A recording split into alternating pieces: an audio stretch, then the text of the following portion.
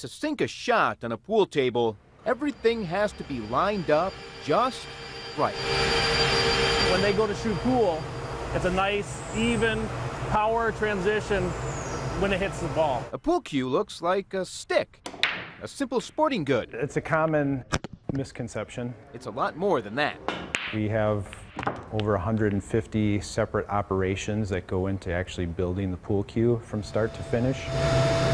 McDermott Pool Cues has been making two-piece cues in Menominee Falls since 1975. It starts with the raw material. We basically buy premium woods from wood vendors. They use lathes to turn the wood into two parts. If there's a design on the cue, like McDermott's popular gecko, those are cut and hand-fit like a puzzle piece.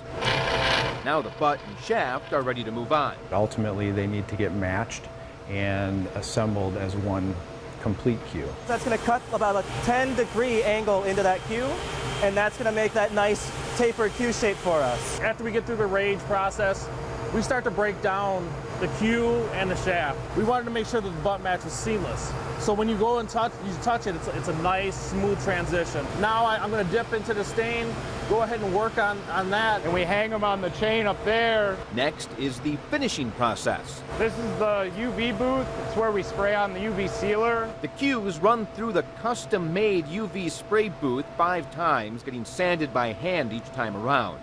Then the grip goes on, more sanding, more finishing, before it's finally ready for action. McDermott's founder, Jim McDermott, started repairing pool cues in the 60s, then moved into making them in the 70s. And when the Paul Newman-Tom Cruise movie The Color of Money came out in 1986, things broke McDermott's way.